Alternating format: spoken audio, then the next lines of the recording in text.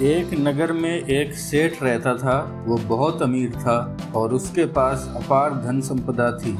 एक दिन उसने अपनी संपत्ति के मूल्यांकन के लिए लेखाधिकारी को बुलाया और आदेश दिया कि मेरी पूरी संपत्ति का मूल्यांकन किया जाए और विस्तार में बताया जाए, जिससे मुझे पता चले कि मेरे पास कुल कितनी संपत्ति है। एक हफ्ते बाद वो लेखाधिकारी एक सीए साहब के साथ सेठ जी के पास आया। सेठ जी ने पूछा कि कुल कितनी संपत्ति है। सीए ने उनसे कहा, सेठ जी, मोटे तौर पे कहूँ तो आपकी 7 पीढ़ी बिना कुछ किए धरे पूरे ऐशो आराम से जी सकती है, इतनी संपत्ति है आपके पास। सीए के जाने के बाद सेठ को चिंता हो गई और वो चिंता में डूब गए। उनको चिंता इस बात की हो गई कि मेरी 8वीं पीढ़ी का क्या होगा, कहीं 8वीं पीढ़ी भूखों न मर जाए। वो दिन रात इस चिंता में लगे रहते, तनावग्रस्त रहते, न भूख लगती न प्यास लगती और कुछ दिनों में वो काफ़ी कमज़ोर और पतले हो गए।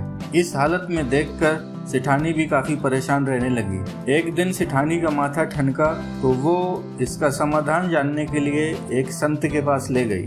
संत ने समस्या समझी और बोले, इसका तो हल बड़ा ही आसान है, ध्यान से सुनो।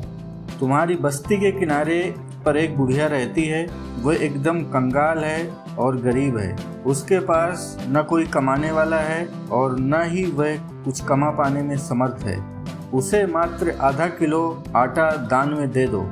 अगर वह दान स्वीकार कर ले तो तुम्हारा इतना पूर्ण उपार्जित हो जाएगा कि तुम्हारी समस्त मनोकामना पूर्ण हो जाएगी। घर पहुंचकर सेवक के साथ 1 कुंतल यानी 100 किलो आटा लेकर सेठ बुढ़िया के झोपड़े में पहुंच गया। सेठ बोला, माताजी, मैं आपके लिए आटा लाया हूँ, इसे स्वीकार कीजिए। बुढ़िया ने कहा, बेटा, आटा तो मेरे पास है, मुझे नहीं चाहिए।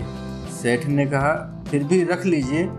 बुढ़िया ने कहा, क्या करूँगी रखकर, मुझे ज़रूरत नहीं है इसकी। सेठ ने कहा, अच्छा इतना नहीं तो 1 किलो ही रख लीजिए।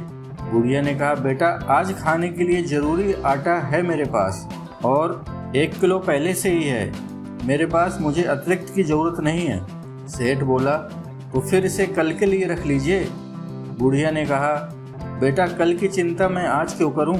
जैसे हमेशा प्रबंध होता है, कल के लिए कल प्रबंध हो जाएगा। सेठ की आंखें खुली की खुली रह गईं।